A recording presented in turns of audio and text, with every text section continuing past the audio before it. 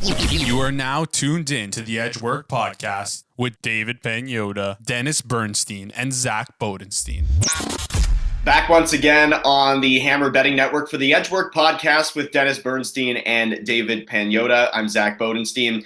We've had travel and tourism segments on this show already. Let's go to the side of business, the world of business and sports. Obviously, it's a very profitable market.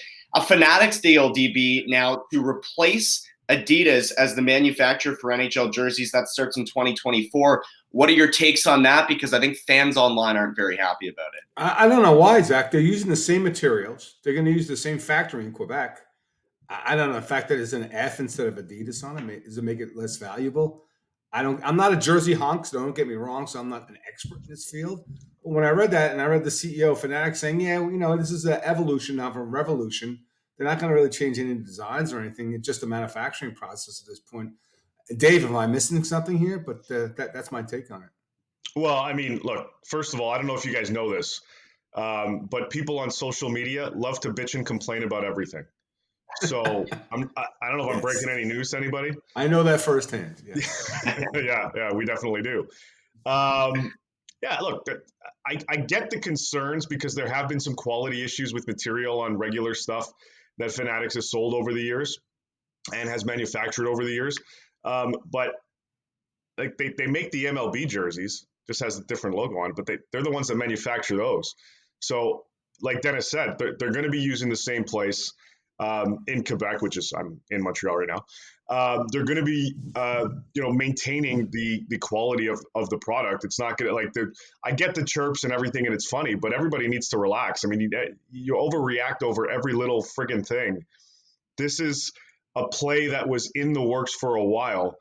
I know like Fanatics is taking a stranglehold on the merch and memorabilia industry in general, which that may be a little concerning overall, more so than them getting the official rights for the official jerseys of the NHL. But I mean, overall, it's a good play for Fanatics because it also forces them to up their quality and make sure that their production lines and everything along those lines are going to be up to the standard that is going to be anticipated and expected from the NHL with respect to their official merch, with respect to their official game-worn jerseys and things like that. So they got a year to continue to plan out the process of how this is all going to work out. But this has been, there's no surprise. This has been in the works for a while. CCM wasn't getting in the mix on that. They weren't affording that. Nike wasn't jumping back in. So you look to Fanatics and just deal with it. Do people think that the 2 opening nights from now, 25 jerseys going to get ripped? Every guy's jersey's going to fall. I mean, what do you think is going to happen? Do you think really that it's going to be like that? I don't understand. It's the jersey. It's not the puck. It's not the stick. How does the changing of the manufacturer of the jersey change the game?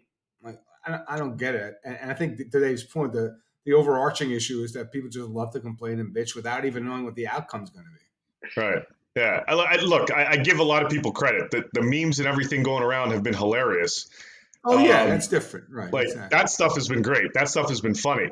But when you come down to the nuts and bolts of everything, it's a 10-year deal. It's a profitable deal. I think it's 150 mil. Might be more than that. This is a significant deal for the National Hockey League and for Fanatics as well. But it more than doubles what Adidas was paying, as far as I know. So if you're the league, why wouldn't you take it? And if there are complaints, and look, you got to imagine over this next year, they're going to be putting out prototypes, and here's what it's going to look like, and here's the quality.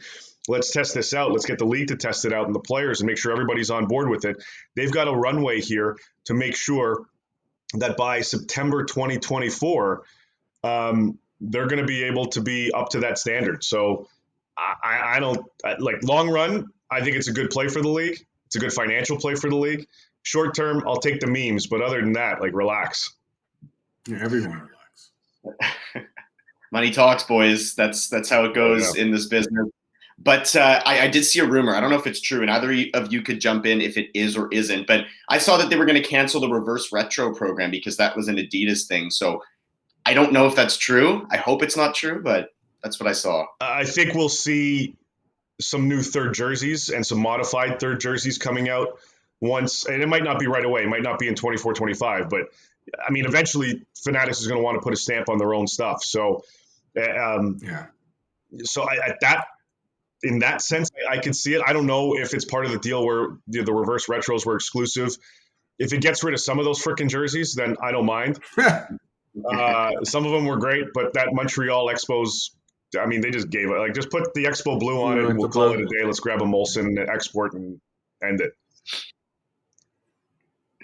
So the latest on the Fanatics deal, 10-year deal, and definitely in the hundreds of millions. So definitely profitable for the league. That's why they're doing it. Yep. Not a surprise to any of us, and also not a surprise that everybody wants to complain online about them. But you're right. They do kind of slowly grandfather it in, and they do give prototypes, and they offer the fans some opportunities to see whether they like them or not. And I'm sure they use their input as well. So the latest on the Fanatics deal with the NHL for the next 10 years starting in 2024.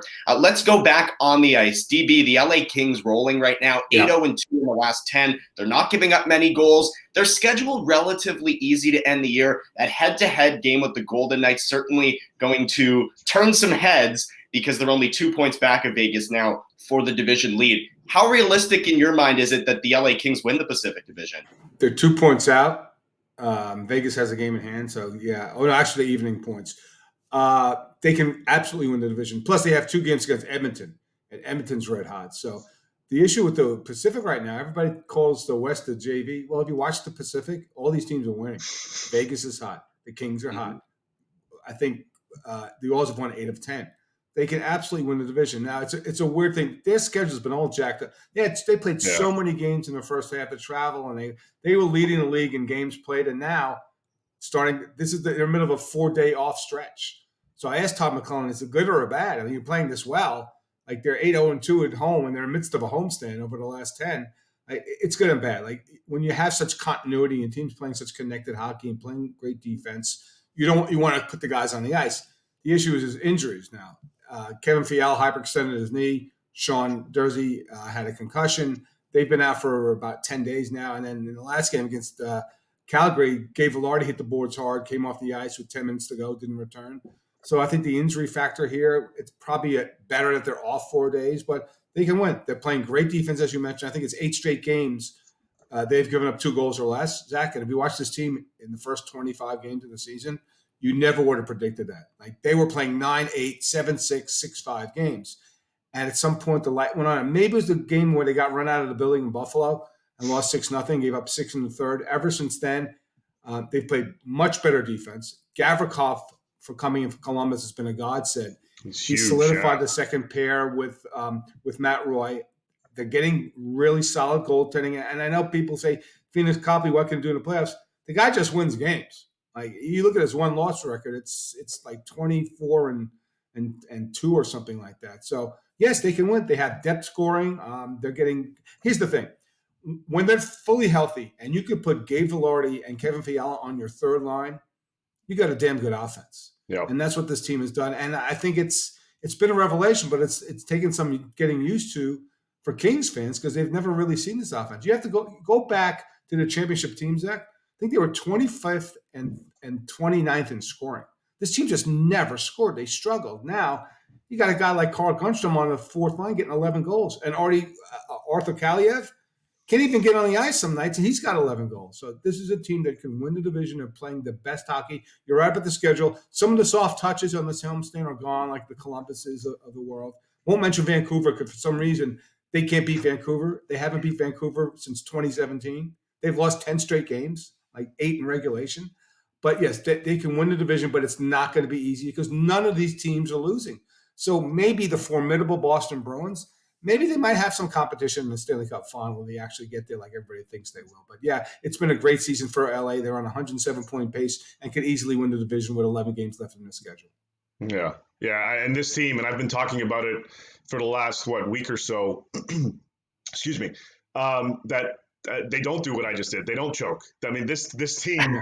Dave got choked up about their great run. Yeah, like they're getting contributions up and down the lineup, and I don't know.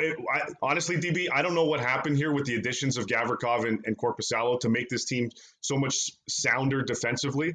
Like, I know Gavrikov's just one dude, but man, Mm-hmm. like this team has really hunkered down defensively.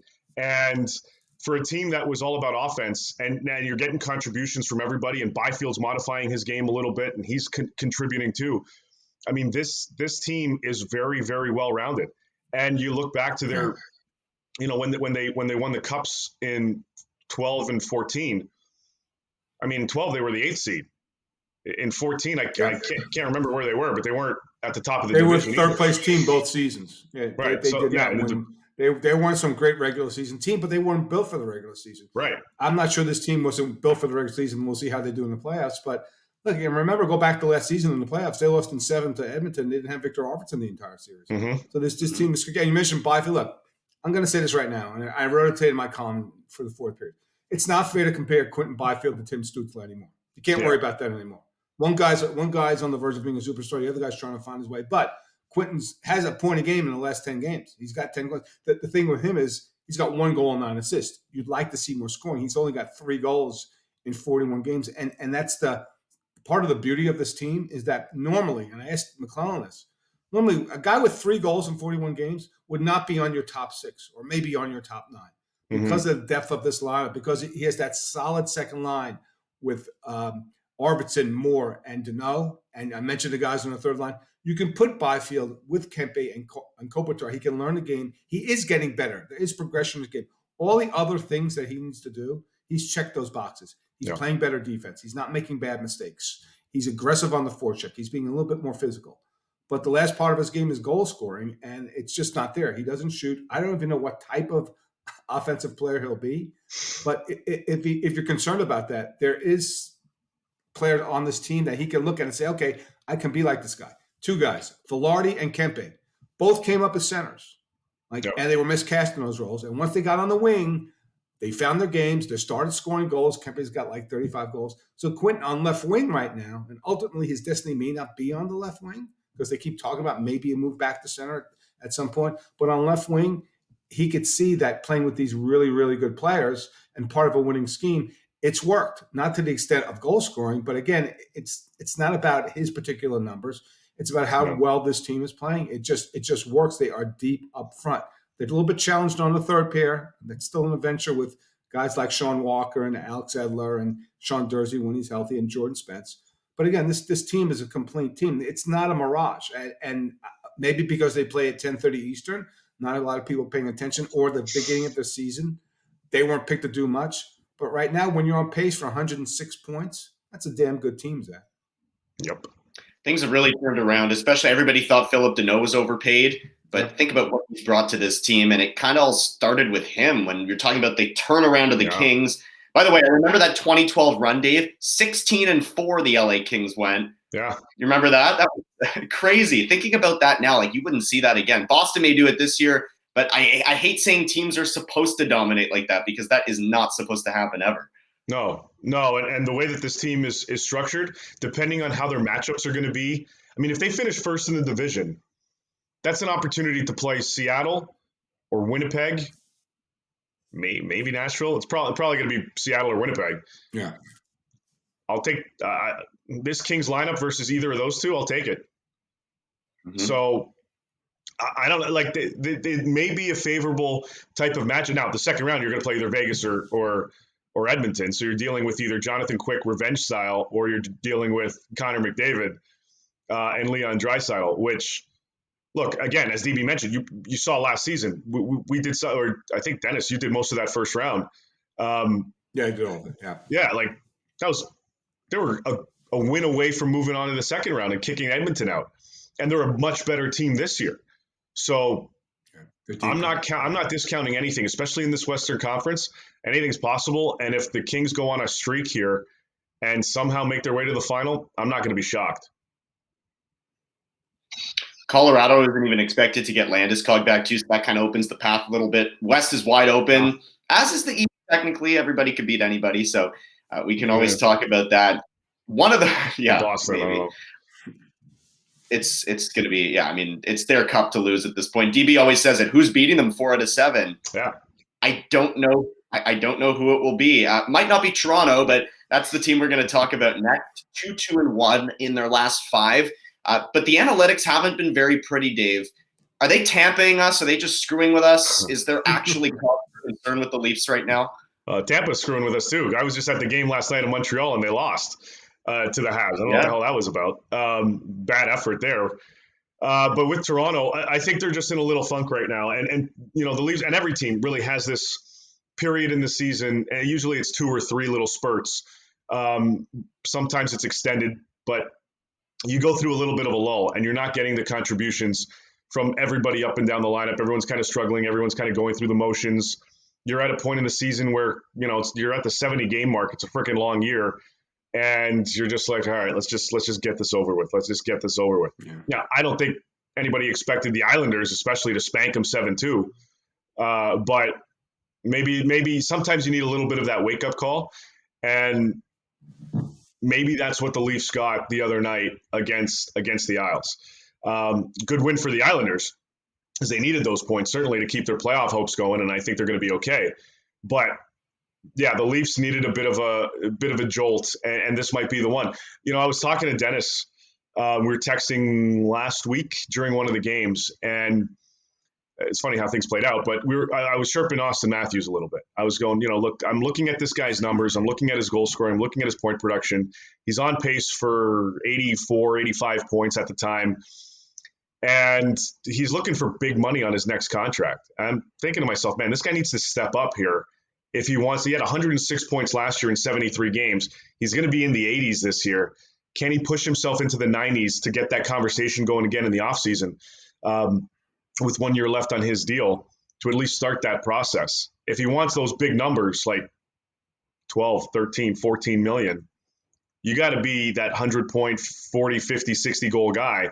And for whatever reason, he hasn't done that. Now, then, of course, he scores as I'm chirping him. But like you see these types of lulls throughout the season. And look, Austin's a hell of a player. I'm not discounting that. I'm just saying, like, you see certain players go through these little lulls and then they kind of creep into it, get back into it.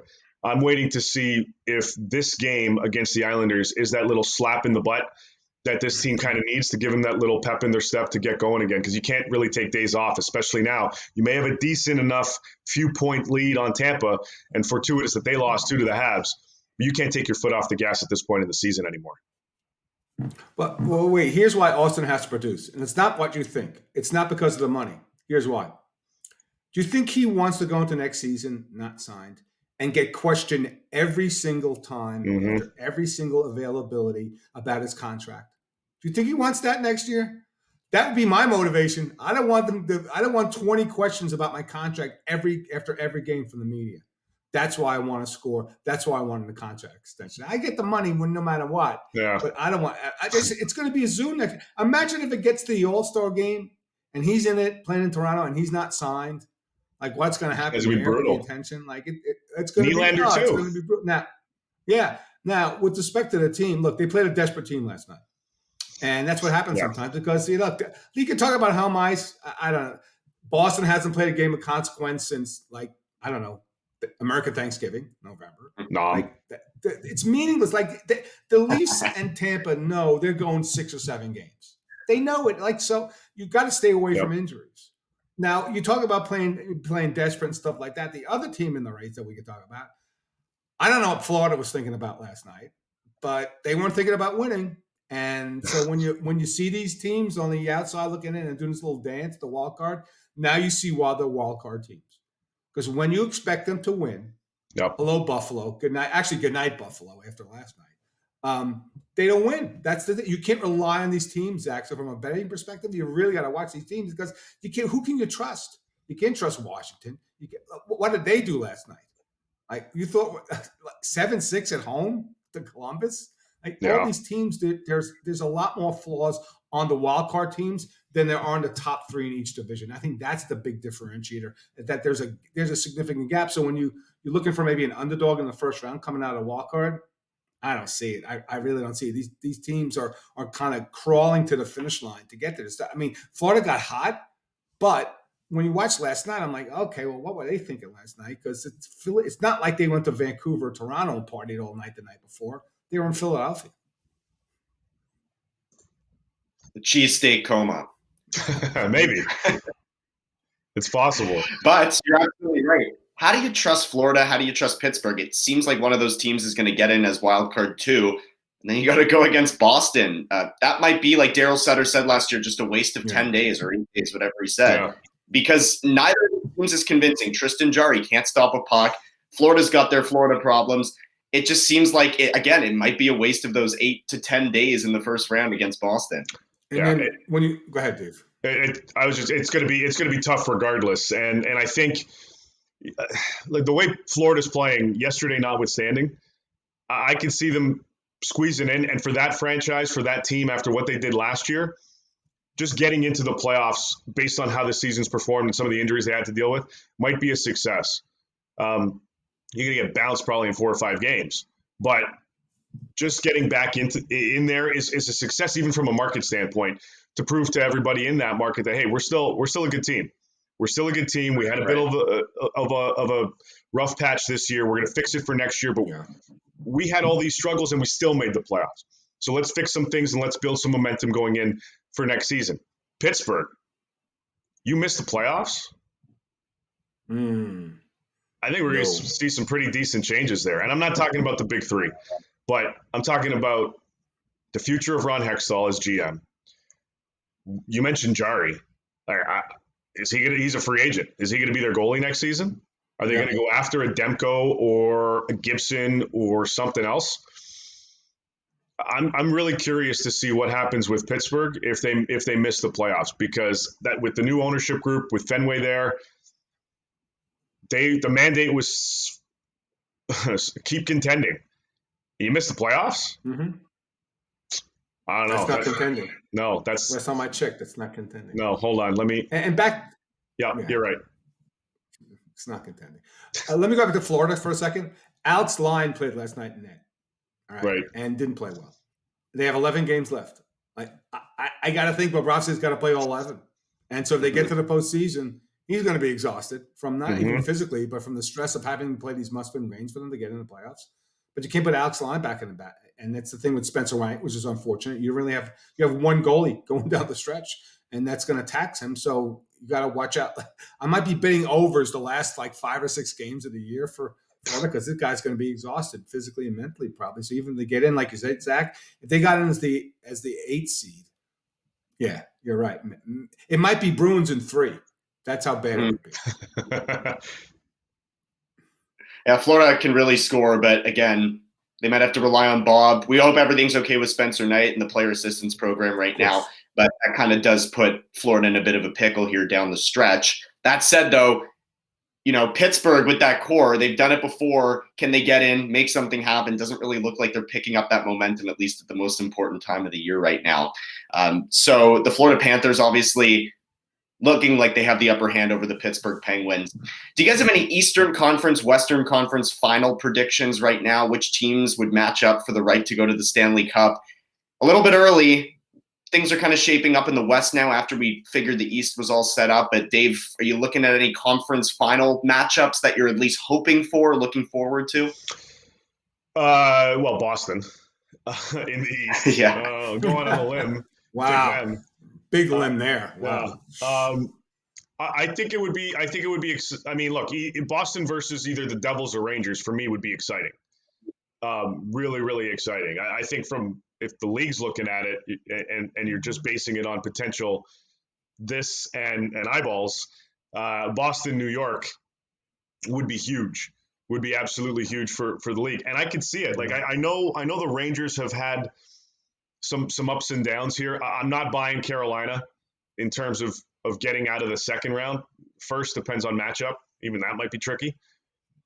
But to see the Bruins against the Devils or the Rangers, I think is the likelihood of what we're going to see here in the Eastern Final. In the West, because there's no clear cut. Like I'm on the fence. Like I can see, as we talked about, I see a pathway for LA. I kind of see a pathway for the Oilers just because I don't want to discount 97 and 29 at all. So I could kind of see that again, but we'll see how they match up first round. What happens there? It might be a second round matchup, and then I liked Dallas for a long time, but now Colorado's starting to get going again, but then they're banged up. So it's a real tricky one for me. I haven't really, DB. I don't know if you've got a little more clarity on the Yeah. West, but for me, Well, I'm still teetering. Yeah. Yeah, a couple of things. I'll be transparent. My pick on the fourth period, we did a pick in October, beginning of the season. I don't want to talk about mine. I had Carolina over Colorado. And a month ago, I feel a lot better about the Eastern Conference pick I make than the Western Conference pick. But right now, I feel better about the Western Conference pick than the Eastern Conference pick. And here's why.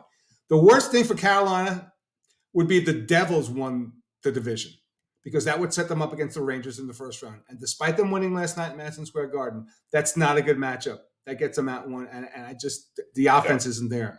I don't believe in what they have here. You want to pick for the final? Okay, I'm going to go with a pretty substantial upset. How about a 2014 rematch of the Stanley Cup final between Los Angeles and New York? Okay.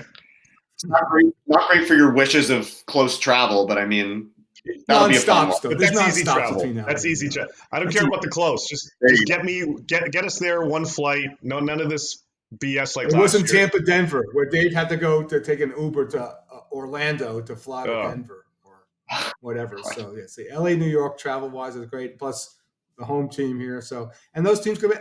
I know the Rangers lost last night. They blew a lead late.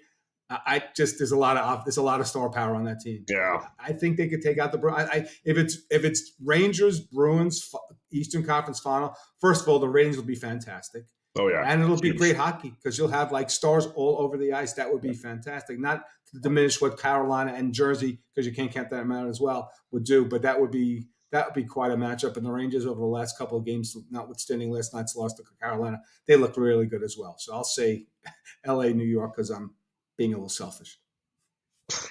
The Rangers and Bruins had a matinee on a Sunday, I think, a couple of weeks ago. That was a hell of a game, and everybody was saying, "Give us this for the ECF." Yeah. That would be a lot of fun. As for the West, Colorado, LA could be fun too. Like, we're kind of throwing some things out here. Obviously, we don't know, but these teams are catching fire at the right time. And to have the stars, as we saw in the World Baseball Classic, guys, the stars on the biggest stage. You want the best players on the biggest stage playing for all the stakes. That's the most fun. So I'm all for that. That would be awesome. Well, you look at the star power. If it's Boston or New York, excuse me, like you got Shesterkin and Panarin and Fox and Trouba and Kreider and that guy, what's his name, Patrick Kane. Like there's a lot of guys just on that roster alone. Boston's got all their guys with Bergeron, Marchand, Pasta, and everybody and McAvoy and so on. And then you look west, and you got LA with being led by two guys that helped lead him to two cups, Kopitar and Doughty. And then you've got the defending champs trying to do it back to back. Like watch, Tampa's going to come out of nowhere and just screw all of our picks and mess this whole thing up. So go for, 4 years in a row. But look, the top teams have that star power now, and the storylines and everything. And if it's promoted properly, this could be a pretty big ratings year for the National Hockey League with respect to the Stanley Cup playoffs. You want big ratings? I'll give you the last one.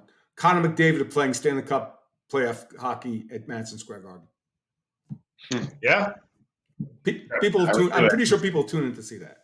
Yeah, that would be well on Zach and my side of the border. Any Canadian team would no, not anyone. I don't know, but yeah, to see McDavid out there, I mean, that would be huge. And again, if it ends up being Edmonton, like then it's up to the league to properly promote this and to the networks too, but also the league to properly promote the fact that you've got the best player in the world now competing for the Stanley Cup at MSG. Like that's or TD Garden, like that then turns into the marketing play that has to be produced by the league if you want to boost those numbers. Agreed. Yeah. All three of us, we love baseball, but we can admit that they had a problem marketing as well. But they hit a home run, pun intended, with marketing Ohtani, marketing Trout, marketing these top players across the world. That was a hell of a tournament.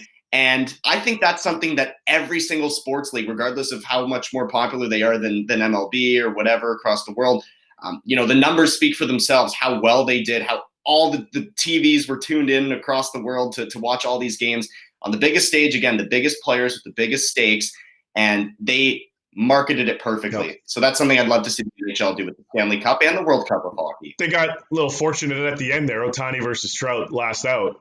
Can't write that crap better yourself, but yeah, you're right. I mean, you get your top stars in the top spotlight on the top stage.